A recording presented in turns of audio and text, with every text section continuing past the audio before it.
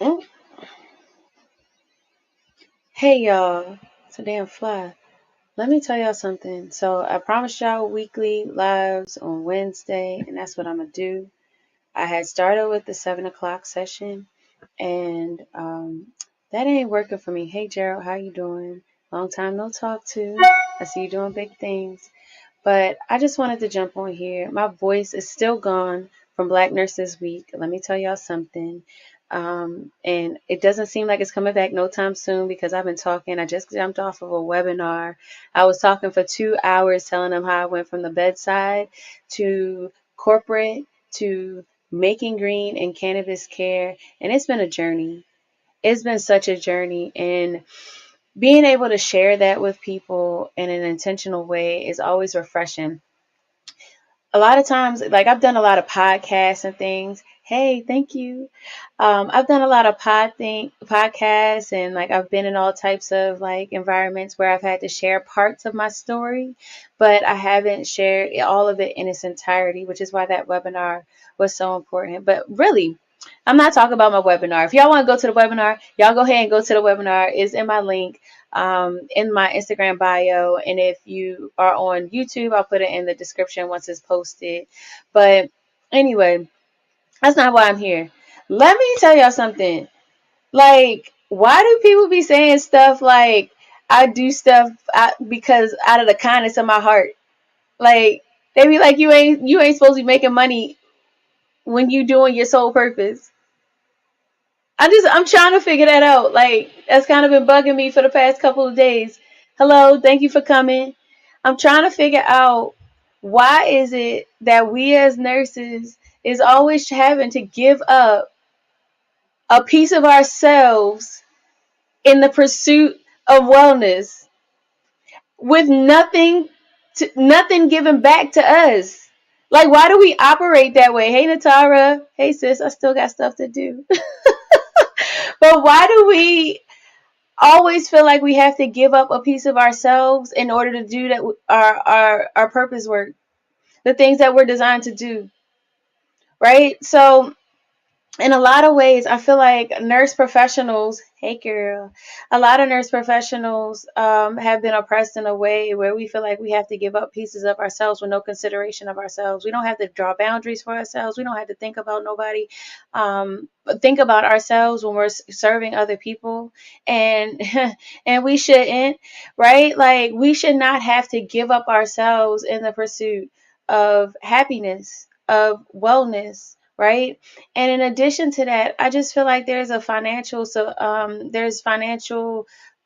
necessity to be able to facilitate some of the things that we want to do, the impact that we want to have. If you do not have money to fund your vision, hey Kyle, how you doing? If you don't have money to fuel and fund your vision, how you gonna do anything?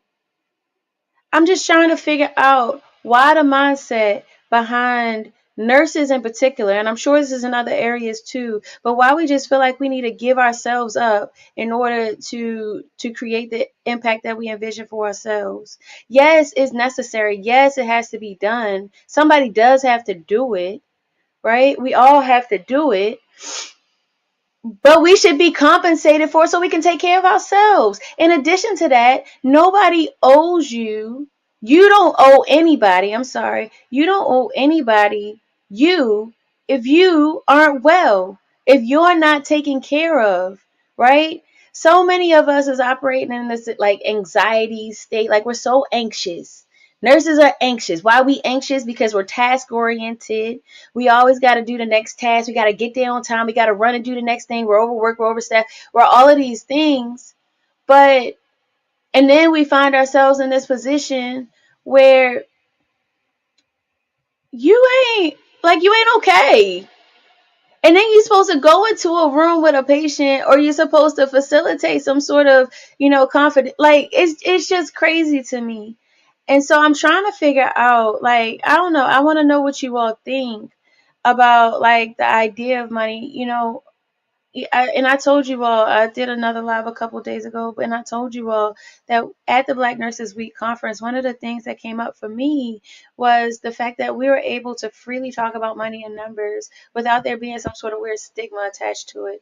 When we talk about stigma, um, stigma generally is a approach from, like, when we're talking about cannabis, like, you hear the word stigma, it's like cannabis, right? On your own terms. Yes, please. We talk about stigma and as it relates to cannabis a lot of times, like, that's those terms go hand in hand, but stigma is something that we assign to almost every role and responsibility that we have, right? And the stigma of what a nurse is, to be a superhero, to be a servant leader, and all these things. I think there's value in those things, but I just don't understand why there is stigma on finances, why there's stigma on money, why the pursuit of being able to leverage the thing that we need to facilitate the dreams that we're trying to create for ourselves, why there's a stigma behind it. So, I mean, I'm really pondering that fact. I remember when I was on the floor as a young nurse, I always had, like, felt comfortable with talking about money. Hello, thank you for joining. I always felt comfortable talking about money, right? And I got shut down. So I was talking to somebody, a Black person like myself, and and she was like, "Why do you always talk about money?" And it's like, but why don't you always talk about money, right? Because we all want freedom, right? Everybody wants freedom. They want to practice on their own terms, right, Natara? We always want to practice on our own terms. But in order to practice on our own terms, you have to have the funds to support it. At the end of the day, we live in a capitalistic society. I don't think, like, people kind of want to pretend like we don't, but this society that we've created, that we live within, yes, we need money to live.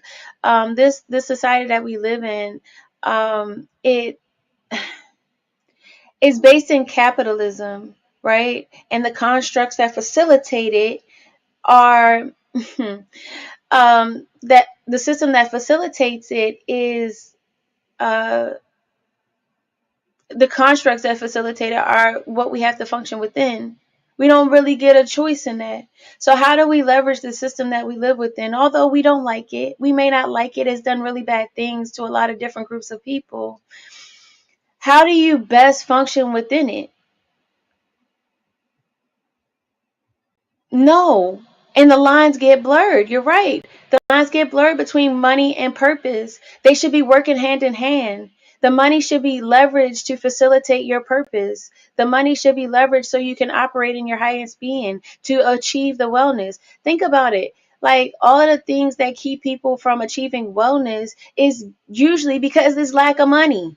Your house is too small. You live amongst too many people. Community spread of viruses and disease, right? You don't have a car because you don't have money, right? Like, you can't access the healthcare providers because you don't have a car because you don't have money, right?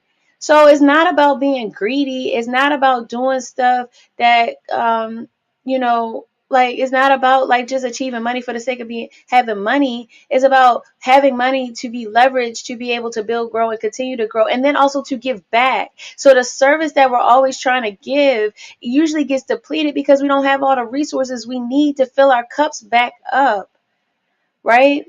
So I don't know. This has just been on my thoughts, and I told y'all Wednesdays I'm coming on here, but I'm not coming on at 7 today because my voice is tired. And I did this 2-hour webinar, so I'm tired.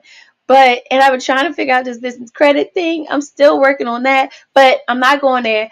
Um, I just wanted to get on there. I've been, it's been bothering me all day. Like, I believe in soul work. I believe in purpose work. I believe in doing and what's best in the higher good. I give back all day. I'll answer a question any day. You want to know about cannabis medicine? I'll tell you about that. But there's also a bigger picture that needs to be addressed in the way that we're approaching cannabis medicine. And I just think that with these perspectives of not only cannabis, but also healthcare, but also the perspective of how do we treat ourselves also needs to be addressed. Thank you for being on here, Natara, seriously. But um, Yeah, so this is just something that was on my mind. It's been on my thoughts for the past couple of days. And then, the other part of it is finding opportunities and ways to um, create wealth is also another part of it too. And I strongly believe there's a lot of innovation that can have be had in the cannabis industry, and especially for Black and brown people who essentially was targeted through the war on drugs.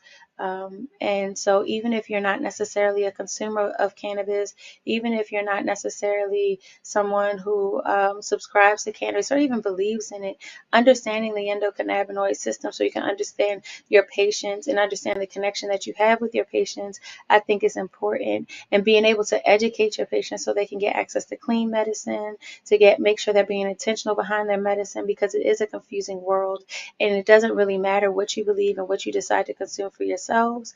It's about what you do for your patients at the end of the day and how you can serve your patients. So sometimes that investment into yourself so you can be a better servant leader to your patients is also something that comes along with this. So I don't know, something that was on my thoughts, on my heart. Um, Put it in the comments if you can help me understand that perspective. Let me know. I don't know. I'm just here to do my thing. So I have a training course, Cannabis Nursing Solutions training course. If you're interested, the webinar is still $4.20. The link is in my bio, and you'll be able to get immediate access to the webinar. 420, get it? $4.20. Y'all get it? But anyway, I'll talk to y'all soon.